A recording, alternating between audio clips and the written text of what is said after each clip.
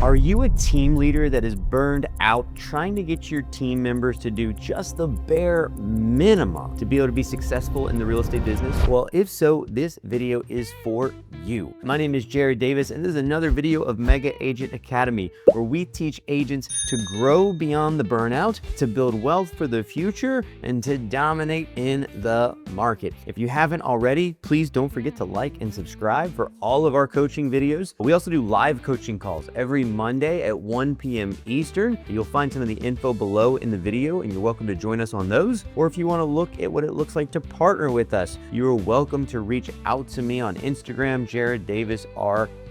Now, by the end of this video, what you're going to know is how to spend about 45 minutes a week on putting in true accountability for your team. Whether you have a new team with just a handful of buyer's agents, or whether your team is scaling fast. This is what we do in our $100 million sales team every single week to make sure we know exactly what our agents are doing. So let's talk about this for a second. If you're just now starting to build a team, what you have likely realized is that the team agents that are coming to you, you're expecting them to maybe do all the things that you did to get successful in this business. But the reason that they're coming to you as a team lead is that they need a lot more support. They need the systems. So one of the biggest mistakes I see team leads have is that they start selling and they start growing their sales to maybe 30, 40, 50 deals a year. And they think, man, I need to go out and start a team. But what they don't realize is that running a team takes systems, it takes software, it takes accountability. And then they start interviewing agents and they start asking other agents, what are you looking for in a team? And more often than not, a lot of times these team agents will say, well, I'm looking for more leads. It's very rare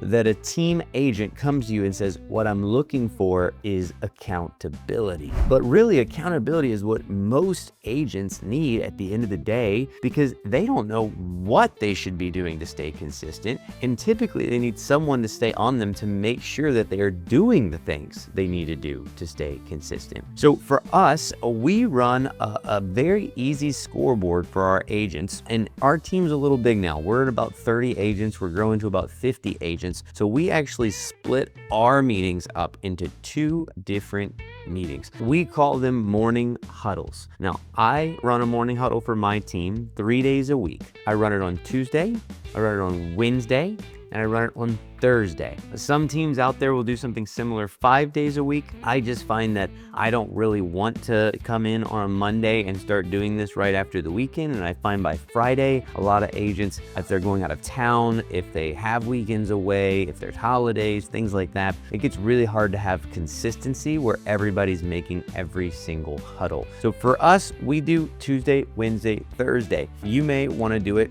and break it up a little, maybe do Monday, Wednesday, and Friday. But for us, that's what we do. And because our team is so large, we split it into two. Now, if you have less than 10 to 15 people on your team, I would recommend that you just keep it to one huddle. Now, we try to keep these at 15 minutes or less. And ultimately, the way that we run them is we want to know three key metrics. What's important when you're making sure your agents are going to work and not going to work? Well, the very first thing we track is just how many conversations they're having each and every day. When I started running a team and I started adding buyer's agents, what I would find before doing morning huddles is that I would have one-on-one sit downs with my agents. Maybe you do it once a month, maybe some are weekly, maybe some are quarterly, but you start doing these one-on-ones, and your agents that aren't selling, you ask them, well, what are you doing? And every single time, the agents will always tell you, oh, I'm doing all of the stuff that I need to be doing. I'm calling my lead. I'm calling spheres. I'm doing open houses. I'm doing follow-up.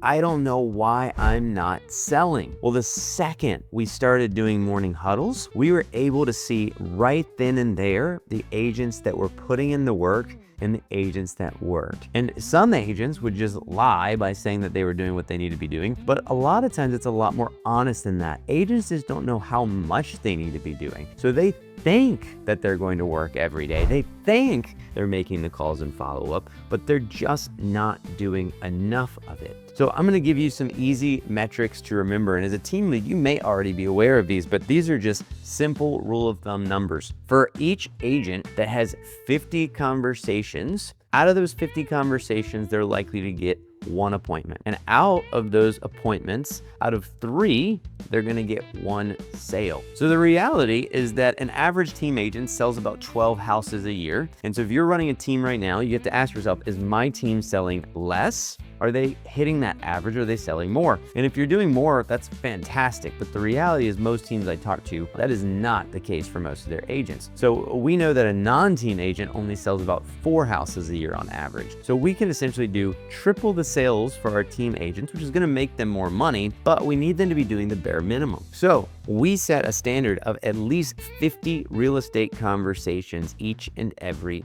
week. See, if they do that, we know that they're gonna have 3 to 4 appointments a month, and they're gonna have at least 1 sale statistically. So that's how it's really easy to hit that 12 house metric per agent. But you need to know, how many houses does your agent want to sell? Because I have agents on my team that can sell 30, 40 plus houses a year. So we need to know, okay, if you want to sell 36 houses this year, that's 3 a month. So the workload now, the conversation amounts need to go way up.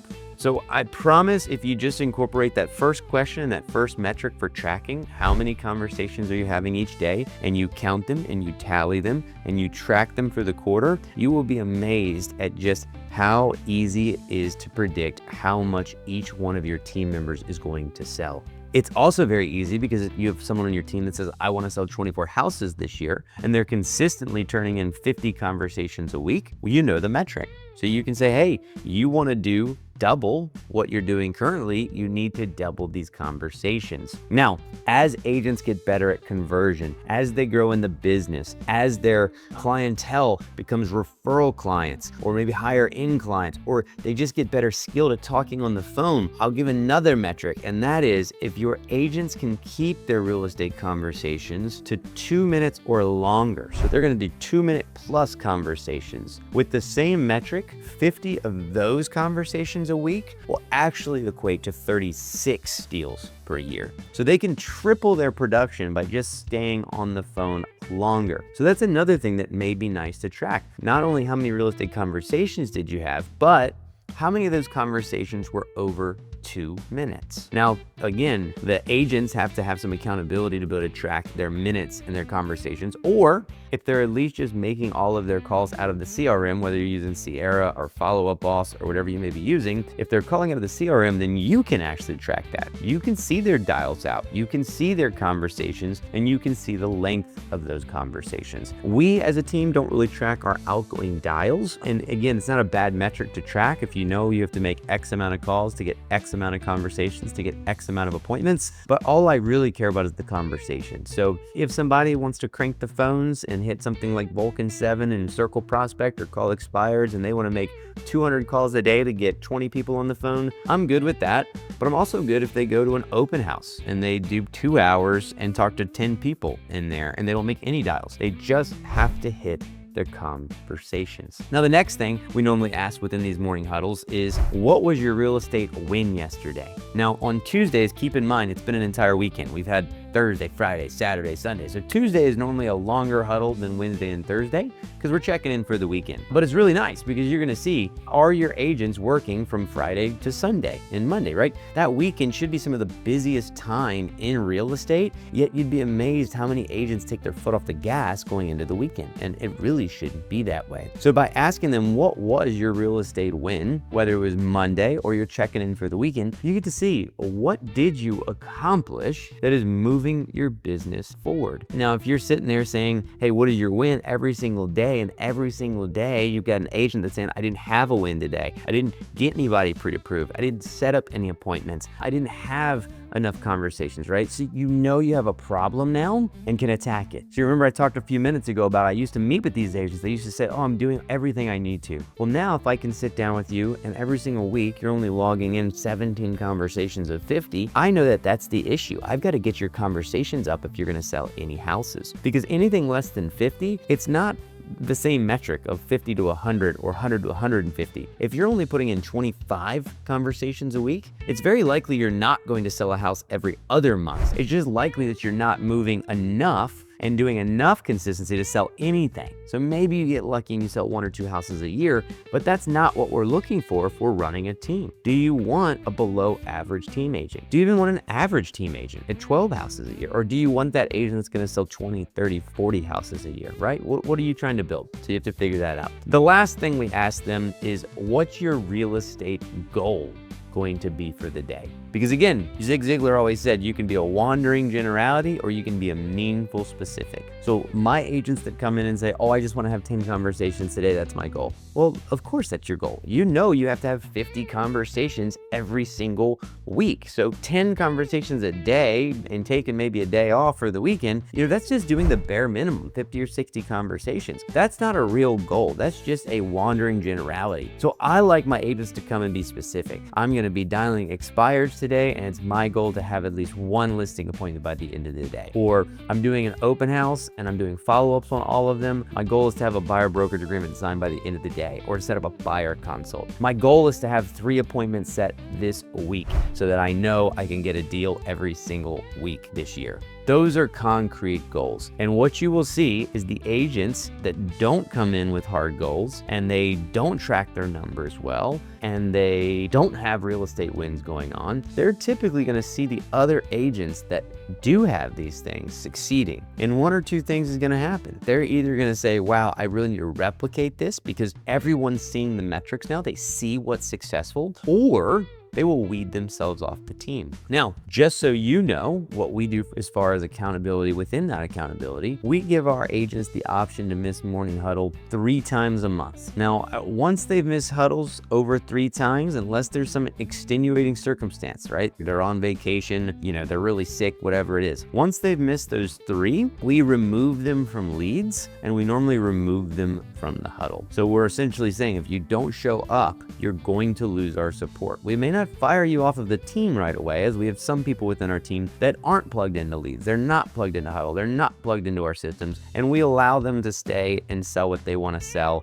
but they're not really in that accountability dynamic because they're not plugged into our systems. We're not pouring that money into them. Now, you can choose how you want to do it as far as you go, how strict you will be, but I have found that the stricter we have gotten, the more our agents sell, and the more agents that really are good want to be a part of a team like that. A lot of times we as team leads think, well, man, I don't want to be so strict because I don't want to lose my people. But if it makes you lose your people, you likely have the wrong people. So just keep that in mind. Now, the last thing I'll throw in just as a bonus, we run 2 huddles, as I mentioned before. So as your team grows, anything over 10, 15 agents in a huddle, you probably want to start a different huddle so that you can keep these to 15, 20 minutes a day. That way you're not running an hour every single time, right? Agents do not want to sit on calls that long. I don't want to sit on calls that long. We do ours at 8 a.m. so that as soon as we're done at 8:15, 8:20, 8:30, they can get on the phones and they can go to work. They're already moving for the day. But the second we start a secondary huddle, we actually put incentive in and we make the huddles compete for sales. So we redraft our huddles every single quarter.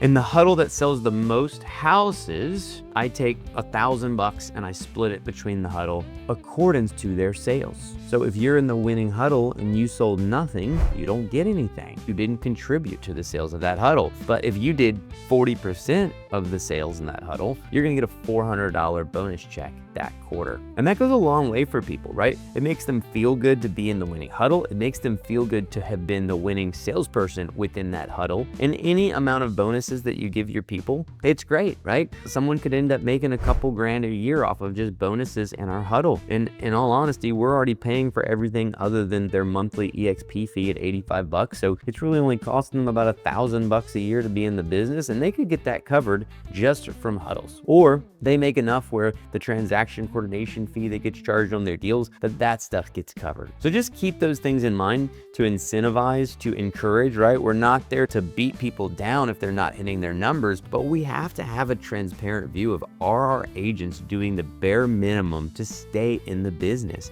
And for our agents that are setting big goals, are they doing the things that they need to do so that we can help them attain them? So if you're a team lead and you're not running these morning accountability meetings, these morning huddles, these scoreboard meetings. I encourage you, I implore you to please put them into place as soon as you can. Our team was probably doing about $25 to $30 million a year before we put these huddles into place. And from that point forward, we went to $100 million in sales, and the growth has been insane. We're actually, again, trying to go to 200 million in sales. So we're trying to double from that, because every year we consistently grow by about 15 to 25%, because we're adding agents that want the accountability. We're helping them every step of the way, and we're showing them exactly what they have to do to get it. So hopefully this was helpful today. Again, if it was, don't forget to like and subscribe below to all of our training videos. Feel free to join us on our Monday mastermind calls, 1 p.m. Eastern, at my Zoom link in the video below or in the links below.